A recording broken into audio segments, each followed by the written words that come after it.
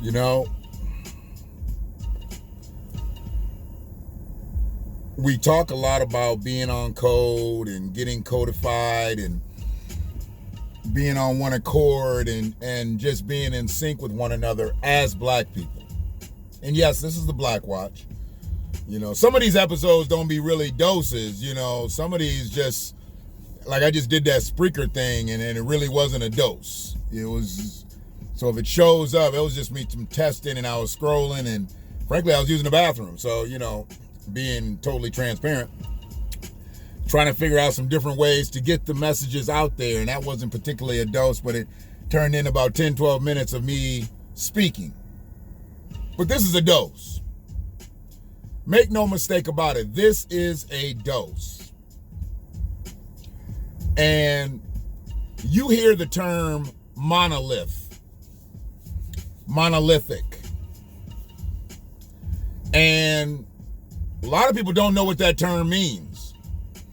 But when you do hear it, you generally hear it where politics is concerned.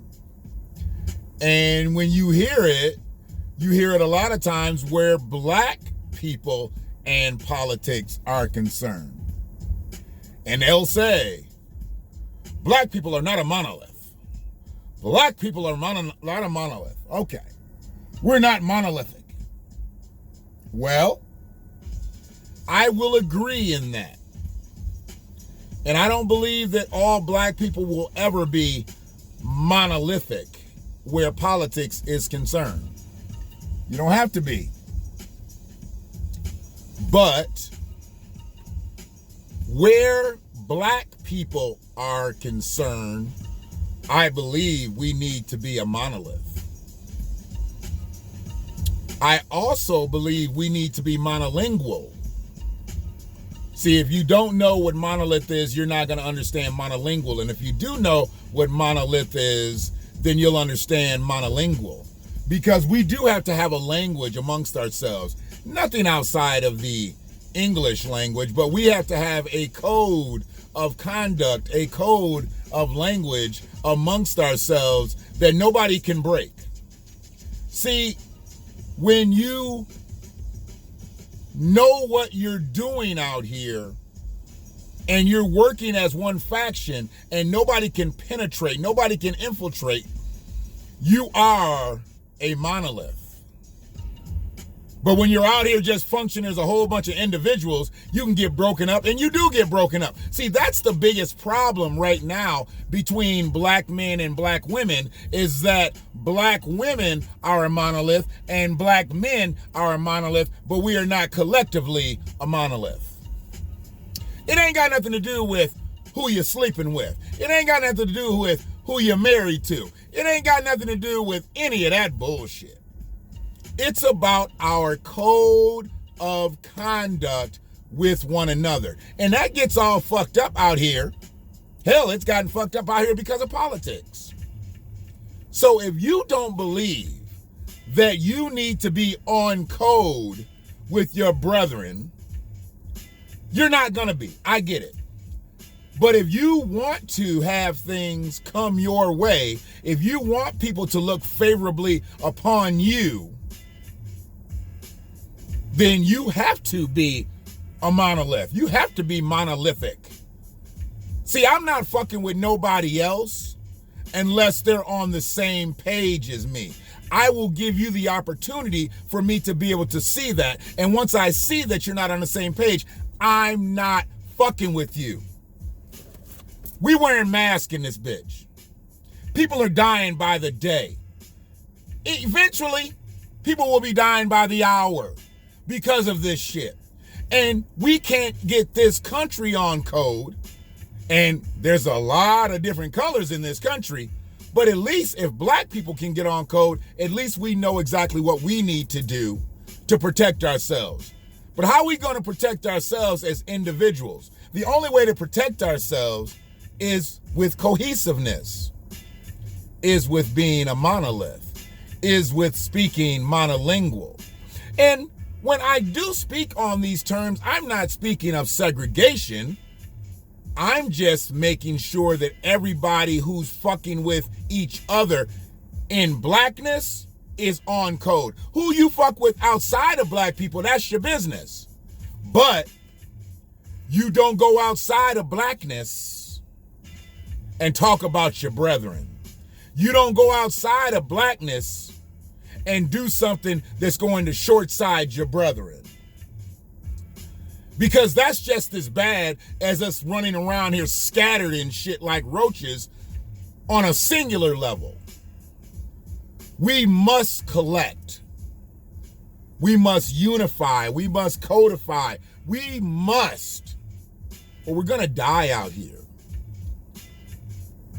That's just the way it is. They break us down when we don't have foundations. The last thing that the racist power structure wants to see is a strong black family. That's the last thing. They can say what they want to politically, but don't nobody like when a black family rolls up anywhere and they all in sync. They hate it. They hate it. They don't hate it because we're on code with one another. A lot of them hate it because they don't have that. They may have all types of resources, all types of bread, all types of this, but they got a fucked up family. And when black people roll in, could be broke as shit, but be in sync with one another. I'm talking about in sync. I'm talking about in sync like the Whispers. See, I would have said the Temptations, but the Temptations had about 18 motherfucking members. I'm talking about the Whispers. You never saw no motherfucking extra members in the Whispers. The Whispers is who they were. Walter and Scotty on the end, that big tall motherfucker, and the other two dudes. That's it. And I think one of them died, and they just cut the group down. They didn't even add another member, if I'm not mistaken. I believe I'm talking about the same one.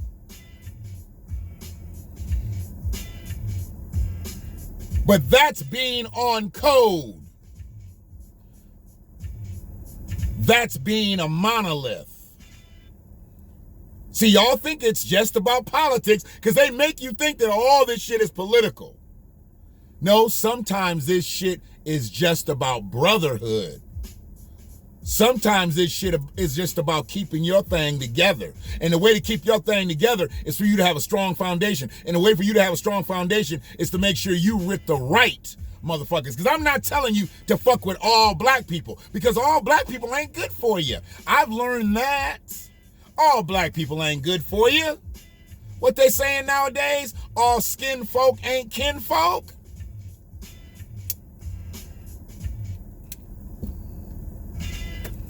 What I look at now, every day, I see people out here trying to shortchange a motherfucker. Out here trying to just sit there for over $1 too. It's over $1. I mean, a motherfucker stole 25 bands from me. And he's gonna reap what he sows.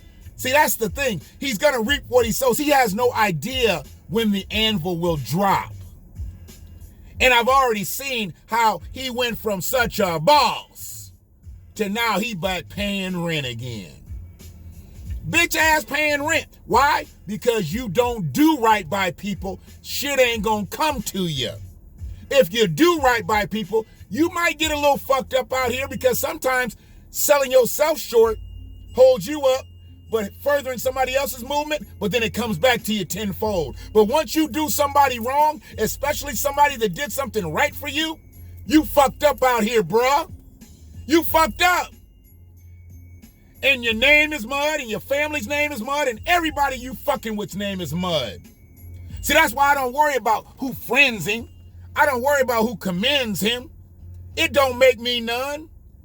His dealings was with me. My dealings would be with them. I don't worry about it, long as they don't cross paths. But the first motherfucker that want to say something about him to me, they better have some motherfucking money, because I'm going in their pockets. If a motherfucker wrongs me and you want to stand in front of me and make an excuse for another motherfucker, I'm putting my hands in your pockets, nigga.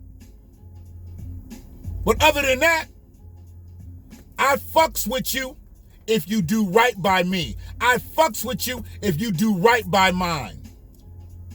And I'll reciprocate.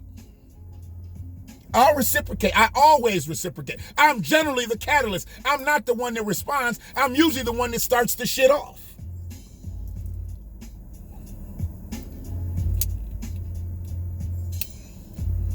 Black people, they got along when they were together in the toughest of times on this soil. 246 years of slavery. The main reason that black people survived was cohesiveness. It sure wasn't the good living conditions. It sure wasn't the good working conditions. It sure wasn't how we had our families. We survived because we were together. 20, 30 years out of slavery, we had schools and banks and doctor's offices and all kinds of shit. Look at us now. Look at us now.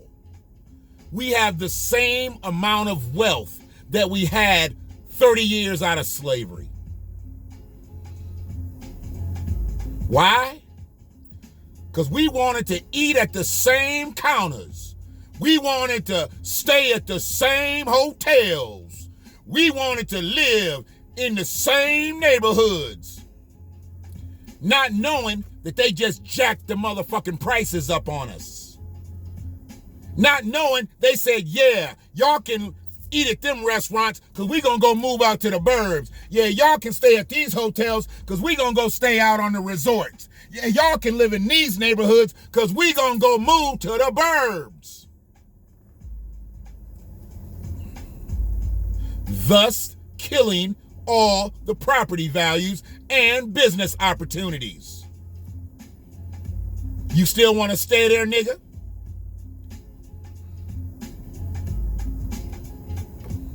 I love my people. I do. But we are ignorant out here to believe that everything's just going to be okay because Joe Biden just got into office. I've been trying to tell you, there's some shit in the game, right? Do you know that the catalyst of the 1994 crime bill just got made chief of staff? See, a lot of y'all think that the creator of the 1994 crime bill was made president. No, the creator of the 1994 crime bill was made president. The catalyst to the 1994 crime bill is the chief of staff for the president. So, fuck what Joe say. When Joe say the crime bill was a mistake, they should have never did it, he lied to y'all. Because he went and hired the motherfucker that gave him all the ideas to put the bitch together. Y'all not reading between the lines on this shit. Y'all not reading between the lines. Joe went and got the catalyst of the 1994 crime bill. Joe went and got one of the toughest AGs on black people for crime in the country to be his vice president. Where the fuck do you think this is going? Stop being a fucking punk. Black people need to get ready. Y'all worrying about the Proud Boys? You better be worried about your Uncle Joe. Because I ain't worried about either one of them motherfuckers. I'm looking at it. I'm seeing it unfold right in front of our eyes. Joe don't mean you no good. Joe ain't never meant you no good. He said if my kids go to school with them, they'll create jungles. See how they equate us? They equate us to getting involved with something and making it a jungle. Motherfucker. You didn't create jungles when you put us in fucking pens? Slave pens.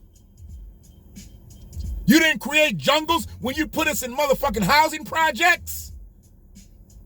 Government-funded housing projects? Stacked up like motherfucking dominoes? You didn't think that was a jungle-like environment? Only when your kids were gonna have to go to school with black kids. It's the BlackWatch. I'm a black man, and I watch shit.